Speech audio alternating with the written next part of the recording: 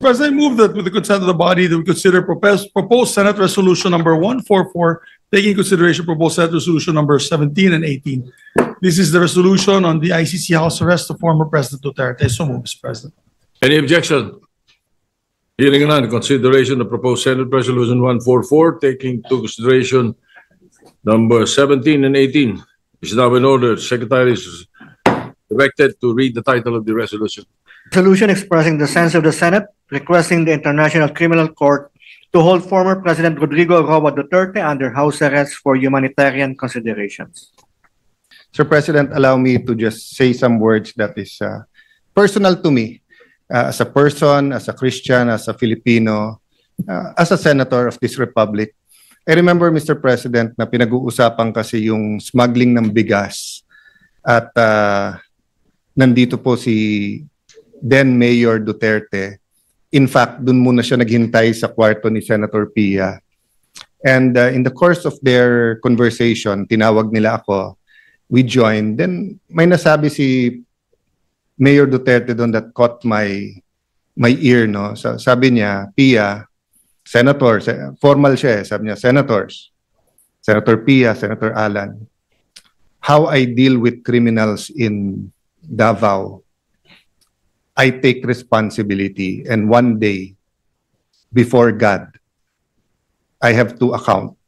Not exact words, but basically ang sinasabi niya, nung na-elect siya, he has to take responsibility, and he knows there is an accounting. Few years later, September 29, 2015, hindi ko po makalimutan, lumipad po ako Davao. I asked him if he's running for president, and I asked him if I could join him. He took a piece of paper, he drew yung mga graduate ng PMA, police, and then pag nagiging colonel, nagiging militar, and then he started talking about corruption and how drugs corrupted the law enforcement, and then how it will spread sa judges, sa politicians, etc. No? Long story short, after that night, instead of asking him to run, sabi niya hindi siya tatakbo, or instead of asking him if I could run as his vice president, lumabas na lang sa bibig ko na if you run, I will be for you. If you choose me, I will campaign with you. If you don't choose me, I am now committed to you. And as we say, the rest is history. There's a lot of things that we have to account for. There's a lot of truths that have to be uncovered on the part of those who are pro-Duterte. There's a firm belief that it was to protect the human rights of all Filipinos, especially against the menace of drugs.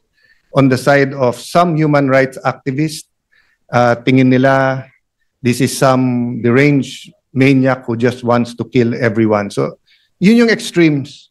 But I remember, I think a year, 2 years ago, I met a pastor, nagkukwentuhan kami. Then he said the prayer, then he told me, you know, Alan, God wants you to know that Duterte is not as good as how his supporters describe him to be. But he is also not as bad as how his detractors want him to be or describe him to be. The point is, Mr. President, we can go back and forth about history, but the wheels of justice is moving, whether here in the country or in the ICC. Having said that, I know 3 things. 1, you are presumed innocent until you're proven guilty. And all human rights activists will say, yung tunay ha, hindi yung nagkukunwari na human rights activist. Ang sasabihin po, yung humanitarian treatment. Meron po kasing nagsasabing human rights activist pero siya, bakit siya? Hindi niya binigyan ng due process at pinatay niya. I can't help but remember people like Rene Sagisag who stood tall here in the Senate na kahit anong baho nung kaso o nung issue, pagtingin niya dapat may magtanggol, pagtatanggol niya. Di ba? Kasi sabi niya, they deserve a lawyer. No matter how you think they're guilty, etc. So there are a lot of human rights activists we should and we can and we should pay tribute to. But my point is this: it is not against the tenets of human rights to allow any person, especially a former president of the country, to be under house arrest or to be under a country supervised under ICI, especially in the condition of President Duterte, who is 80 years old, who is, well, at least when he was brought there, was mentally strong. I don't really know how he is now. Pero, Mr. President, I mean, tayo, magkakasama tayo nung pandemic. You were Senate President, I was Speaker, Senate Majority Leader, was Majority Leader. Grabe po yung lungkot nung sa bahay, opisina ka lang. We were still holding office, pero can you imagine how President Duterte is coping now?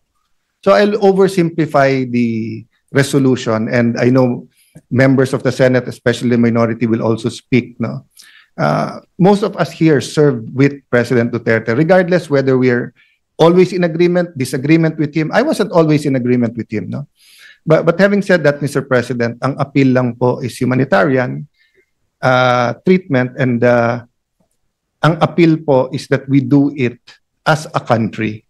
So first step ang Senate, but I'll use this podium to appeal to Malacanang, might disagree very much with the Dutertes now, with all his children or most of his children, with some of his grandchildren, with people who claim to be Duterte diehard supporters. But again, balik tayo sa humanitarian. Pag tinakpan natin yung pangalan o yung mukha niya at ganun yung sitwasyon, tutulong ba tayo o hindi? Di ba? So, I was looking for something to read the other night. Nabuksan ko po yung isang libro saying, hindi bago nung sinabi ng Panginoon Jesucristo, love your enemies, pray for them, pray for people who prosecute you. Sabi sa Leviticus pa lang, nandun na yon. So I guess part of our struggle as a people is, how to deal with each other when we disagree politically. And again, hindi ko po binababa yung temperature.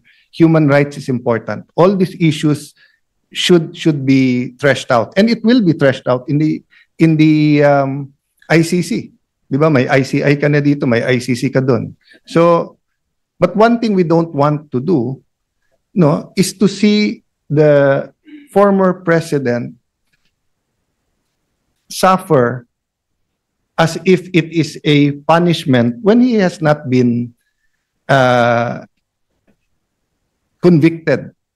So, Mr. President, this is not only for him, but it is for us as a nation. I cannot imagine what the country will do if something, I don't want to say it, but if something happens with him in the detention center at wala man tayong ginawa. So I'd like to thank you, Mr. President, Majority Leader. I'd like to thank our colleagues that we took this up today, but I'd like to appeal to the palace na pag-aralan din nila. Just on that humanitarian, huwag nyo nang pansinin lahat ng tumitira o nagsasabi sa inyo o sa politika. Ang punto dito, he's a citizen of our country, he's 80 years old, he needs medical attention, he needs his family, he needs people to talk to. So thank you for this opportunity, Mr. President, and may I defer naman to the Majority Leader who will also sponsor this measure. Thank you, Mr. President. Thank you, Mr. President. May I be allowed to just co-sponsor the measure? If I may. Proceed. Thank you, Mr. President. Mr. President, yung akin dito hindi politika. Hindi na politika po. Whether I'm administration or on the other side, I'm for the country. You know that. I'm for the Senate. I believe in the Senate. And I believe the leaders of the Senate, the leadership of the Senate, and of course the leaders of our country. We want our country to move forward. But out of humanitarian concerns, I have a father, Mr. President, who's 85 years old. He might be listening right now, as a matter of fact. And as 85 years old, he has to be assisted. Because once you're over 80 years old, po, your balance, you have a problem with your balance. I see that with my father and my mother that has to be assisted. She's 82. Mr. President, yung tatay ko may medyo hindi na early stage dementia kasi minsan nakakalimot na rin siya sa mga anak niya. At talagang pag ganun ang stage, pati gamot nakakalimutan niya.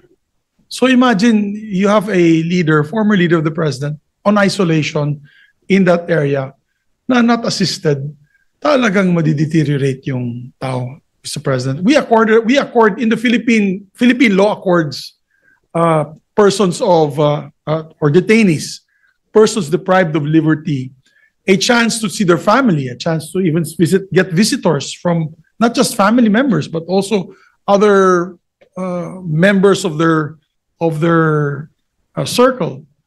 I remember also former President Joseph Estrada was given hospital arrest, and he was also given he was accorded certain liberties even when he was arrested.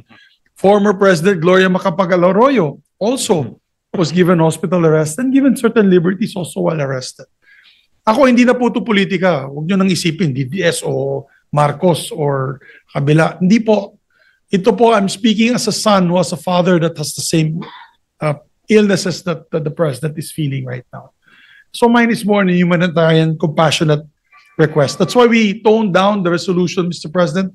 Ginawa ko na lang po one-page resolution, just showing in view of his age and deteriorating health, asking the ICC, we're just appealing to the ICC to allow it within the rules. It's allowed within the rules. As a matter of fact, there has been instances in the past that they granted this kind of privilege to persons with deprived of liberty. So yun lamang po, Mr. President. I don't want to belate the point any further. Hindi po to politika, hindi dahil ganito ganyan. Walang political color to. It's just for humanitarian reasons, Mr. President. I know some of the families who are victims who would probably be angry at me, and I understand that.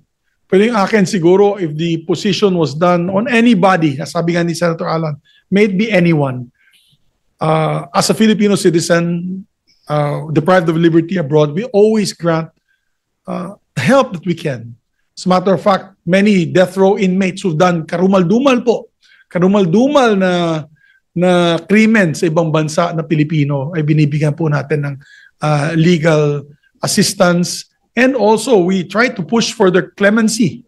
As a matter of fact, marami pong binigyan ng clemency in Middle East countries requested by the President. So, yun lamang po, Mr. President. Senator Ronald De La Rosa is recognized. Habang ako'y nag-aaral sa PMA, yung aking tatay ay nilapitan ng mga NPA. At siya ay hinimok na ako ay pahintuin sa PMA para sumali sa NPA.